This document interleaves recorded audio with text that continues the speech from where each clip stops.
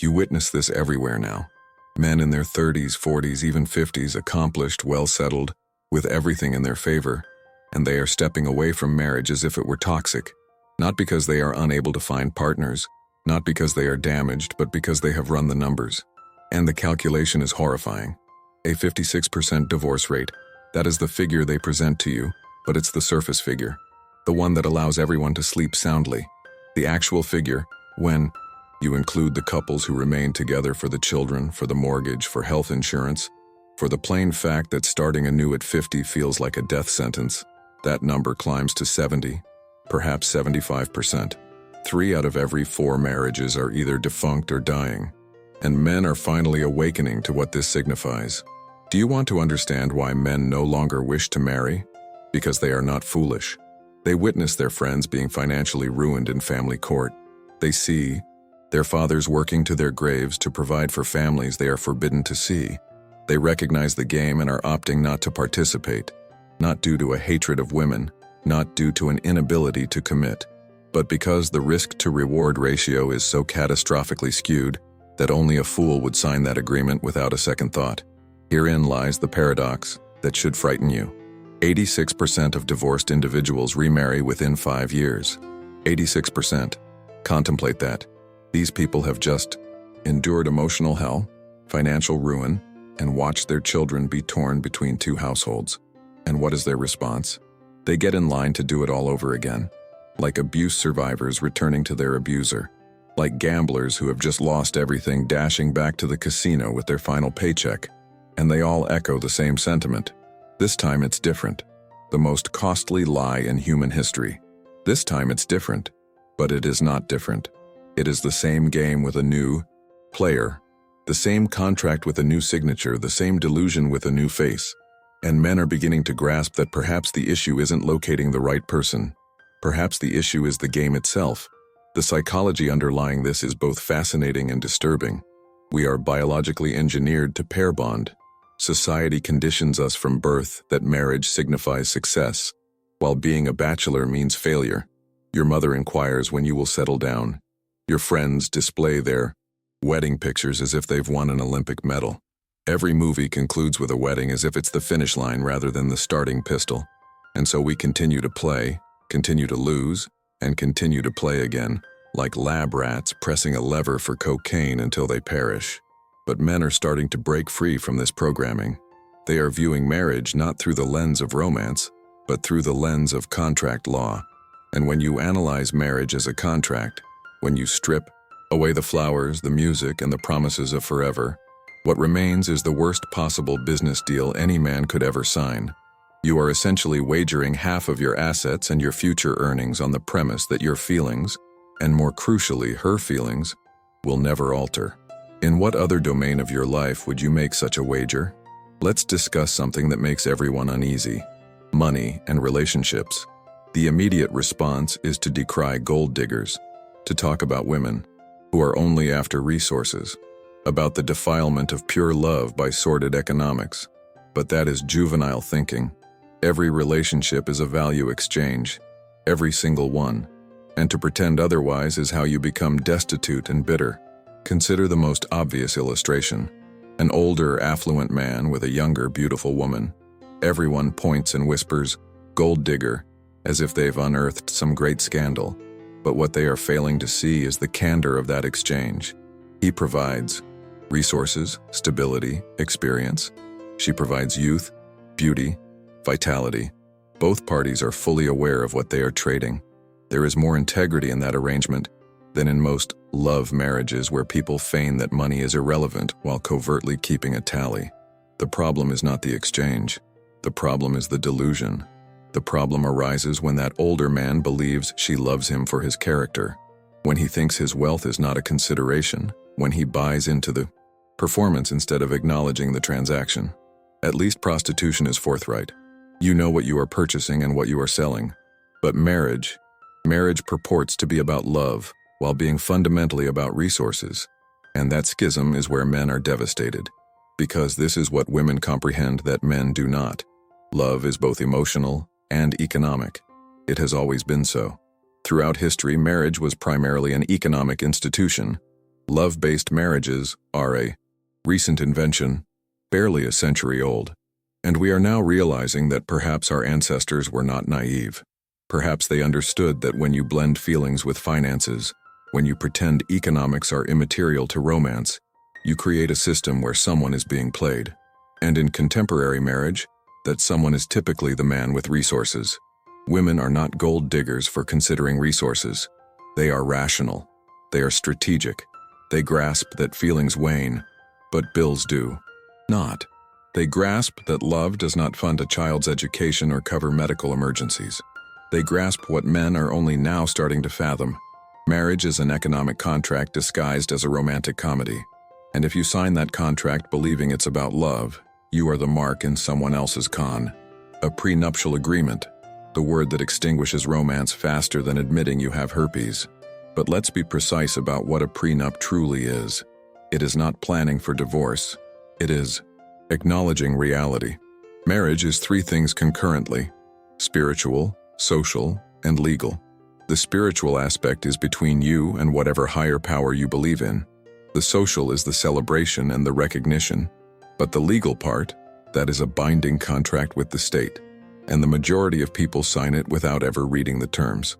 Do you know what is in the contract you're signing? Neither do most grooms. They stand there in their rented tuxedos, fantasizing about the honeymoon, while signing a document that grants the government authority over their financial destiny. The laws regulating your marriage can shift at any moment. Tax laws, alimony statutes, custody regulations. The contract you endorsed in 2010 is not the same contract you are bound by in 2024. The government can alter the rules mid-game.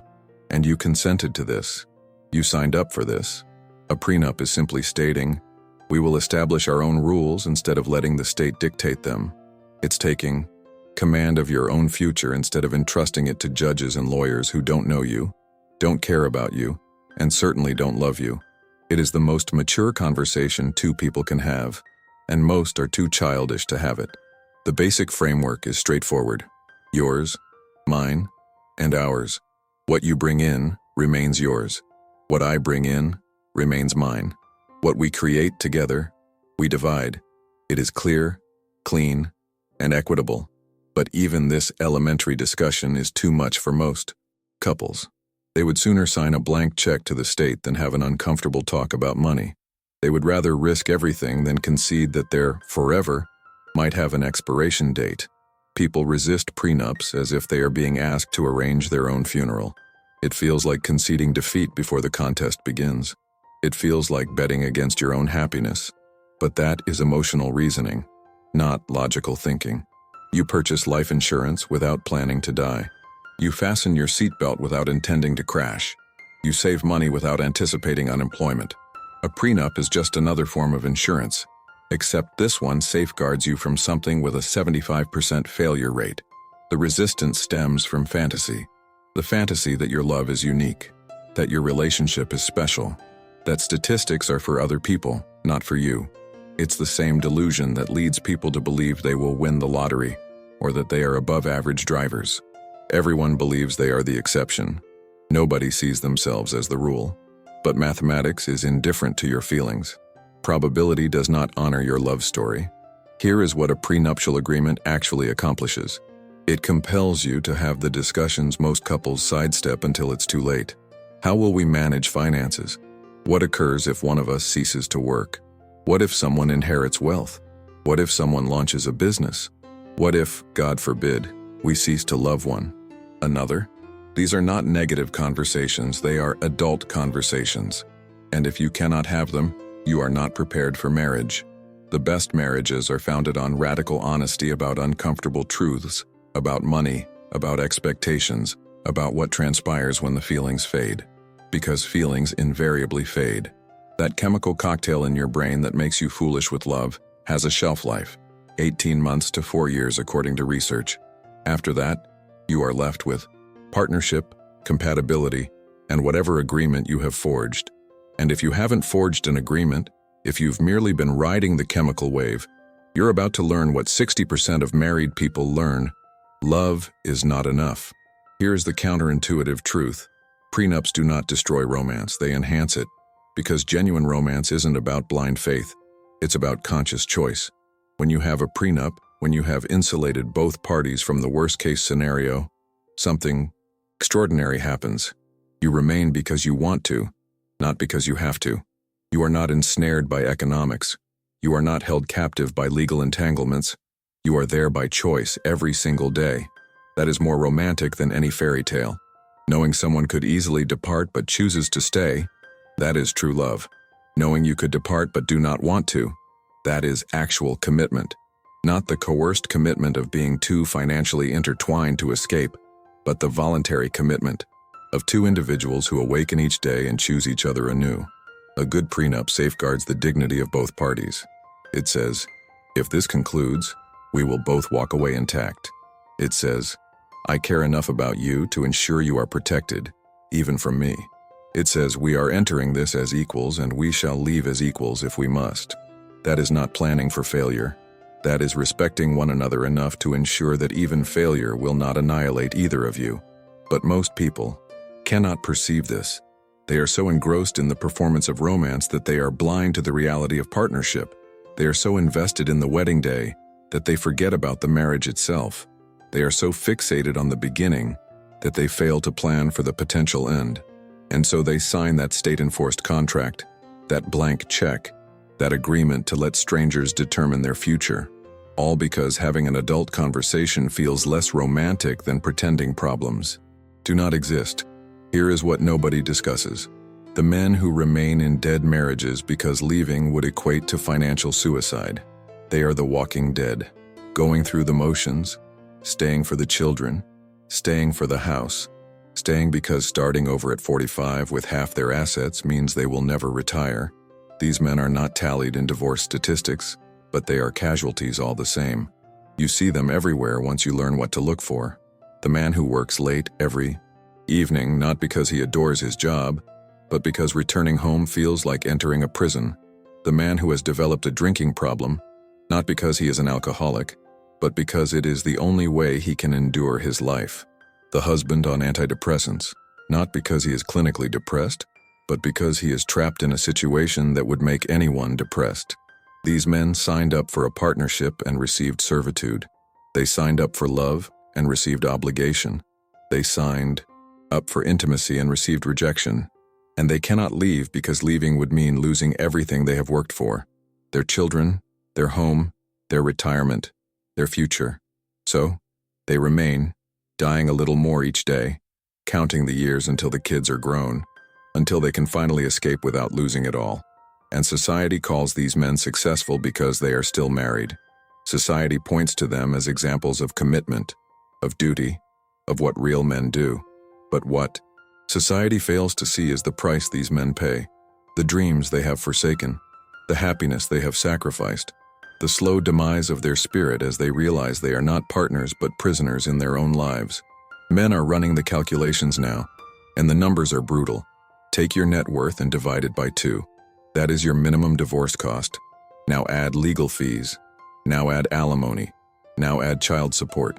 Now add the therapy, the lost productivity, the emotional devastation of losing your children half the time. Now contrast that with the benefits of modern marriage for men. Sex? You can obtain that without marriage. Companionship? You can get that without marriage. Children? Increasingly, you can have those without marriage too. What exactly does marriage offer men that warrants this risk? The answer was once clear: social acceptance, career progression, legitimate children, regular sex, domestic support. But every one of these benefits has been dismantled. Society now accepts bachelors. Career discrimination against single men is unlawful. Sex is more readily available outside of marriage than within it for most men. And domestic support? Most modern marriages are dual income, with both partners too drained to support anyone. So, what is left? What is the value proposition of marriage for men in 2024? Love? You can love without a contract. Commitment? You can commit without government intervention. Partnership? You can partner without legal entanglement. The only thing marriage offers that you cannot get elsewhere is the chance to lose half your assets and access to your children when it fails. And men are starting to realize that's not a benefit. That's a liability. The response to this is invariably the same. You're bitter. You're wounded. You've been harmed by a bad relationship. But look at the men who are walking away from marriage. They are not all divorced. Many have never been married. They are not all bitter. Many are happy, successful, and thriving. They are not damaged. They are logical. They have reviewed the contract, assessed the terms, and opted not to sign. That isn't emotional damage. That is financial literacy. Women will read this and feel assailed. They will call it misogynistic, claim it reduces marriage to economics, that it's destroying romance. But asking men to disregard financial reality in the name of romance is precisely how they end up ruined. It is akin to asking someone to invest their life savings without reviewing the terms because true believers have faith. That isn't romance. That's exploitation. The comfortable falsehood is that marriage is about love, and love conquers all. The uncomfortable truth is that marriage is a legal contract with severe financial repercussions for failure, and failure is statistically probable. The comfortable falsehood is that your marriage will be different. The uncomfortable truth is that everyone who got divorced believed the same thing. The me-so. Comfortable falsehood is that planning for failure invites failure. The uncomfortable truth is that failing to plan is planning to fail. Men are not spurning marriage because they cannot love. They are spurning it because they can love without signing a contract that jeopardizes everything they have built. They are not commitment phobic. They are risk aware. They are not Peter Pans refusing to mature. They are adults who have learned to read contracts before signing them. And what they are reading in the marriage contract is compelling them to walk away. The shaming tactics no longer work. Calling men boys for not marrying is ineffective when those boys are building empires, while married men are being decimated in divorce court. Claiming they are missing out is futile when they see their married friends miserable and confined. Threatening them with a lonely old age is pointless when they see divorced men dying alone anyway, only poorer. The new model emerging is not about avoiding relationships. It's about avoiding legal entanglement. Men are still dating, still loving, still committing. They are simply not signing the contract. They are keeping their assets distinct. They are maintaining their own spaces. They are safeguarding their futures while still forging partnerships. And regardless of what traditional society proclaims, many are flourishing. They are having relationships on their own terms, partnerships without legal peril, love without financial exposure, and even children increasingly without marriage. The system that once coerced men into marriage through social pressure is collapsing. And without that pressure, men are asking a straightforward question: what's in it for me? And they are not finding a satisfactory answer. This is not a celebration or a condemnation. It is an observation. The marriage rate is plummeting. The average age of first marriage is ascending. More men are opting to remain single permanently. And instead of asking why men are broken, perhaps we ought to ask why the institution of marriage is so broken that rational men are abandoning it. Because here is the brutal truth no one wants to articulate aloud. Modern marriage is a bad deal for men with resources. It is a fantastic deal for men with nothing to lose and women with everything to gain. But for successful men, men who have built something, men who have assets to protect, marriage is Russian roulette with half your net worth as the bullet. If you are still going to get married, if you are still going to take that gamble, at least do so with your eyes wide open. Have the prenup conversation, not the perfunctory one where you mention it and then capitulate when she cries. The real one. The one where you lay out precisely what you are risking and precisely how you will protect both of you if it falters. Because it might falter. Regardless of how much you love each other now, it might falter. And if you cannot have that conversation, if you cannot confront that possibility, you are not ready for marriage. You are ready for a wedding, which is a very different thing. You are ready for the performance, not the partnership. You are ready for the fantasy, not the reality. The couples who succeed, the ones who defy the odds, are those who can discuss money without conflict, who can plan for contingencies without feeling betrayed, who can protect each other even from themselves. They are the ones who choose each other every day, not because they are obligated to, but because they want to. And that choice is only genuine when leaving is actually feasible. Marriage can be beautiful. It can be transformative. It can be the greatest partnership of your life, but it can also be your financial and emotional obliteration. And pretending that second possibility does not exist does not make it vanish. It just leaves you unprepared when it arrives. Men are not walking away from love. They are walking away from a contract that is nonsensical. They are not refusing to commit.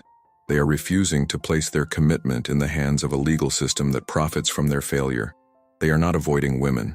They are avoiding a deal that only makes sense if you disregard the mathematics. Consider who profits from divorce. Lawyers billing hundreds of dollars per hour for disputes that could be averted.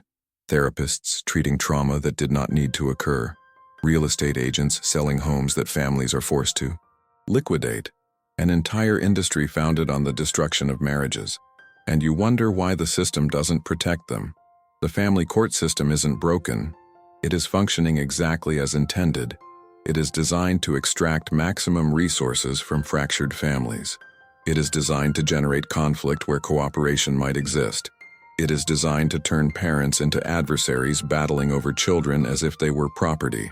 And men, typically being the higher earners, are the primary targets of this extraction machine. Do you think the judge cares about your story? Do you think the lawyer fighting for your wife isn't colleagues with your lawyer? Do you think the system desires swift, clean, amicable divorces? The system wants blood. It wants battles. It wants billable hours and court fees and mandatory counseling and custody evaluations. Every complication is profit. Every conflict is revenue. And you signed up to be the product that this machine processes. If this angers you, ask yourself why. Why does men protecting themselves financially anger you? Why does rational risk assessment in romance offend you? Why does treating marriage like the contract it is feel like a betrayal? Perhaps because you have been sold the same fantasy as everyone else. The fantasy that love conquers all, including mathematics, statistics, and contract law. But fantasy does not pay alimony. Fantasy does not fight custody battles. Fantasy does not rebuild after financial devastation. Reality does. And men are finally choosing reality over fantasy, even if it means walking away from an institution that seeks to define manhood itself. The game has shifted. The risks have multiplied. The benefits have vanished. And men have taken notice. They are not broken for noticing. They are rational. They are not wrong for protecting themselves. They are intelligent. They are not less masculine for refusing to sign. They are more conscious. Marriage is dying, not because men will not commit, but because the institution demands too much and offers too little. Until that changes, until the contract becomes logical, until the risk aligns with the reward, men will continue to walk away. And perhaps that isn't a crisis. Perhaps that is an evolution. Perhaps that is men finally learning that their worth is not determined by their willingness to sign a flawed contract. If this truth resonates, if these words give voice to what you have been thinking but could not articulate, share this with another man who needs to hear it. Like this video if it opened your eyes to risks you had not contemplated. Subscribe for more unfiltered truth about relationships, money, and the contracts that can destroy both. Because someone needs to say what everyone is thinking, but nobody is permitted to speak. And if that someone has to be me, so be it.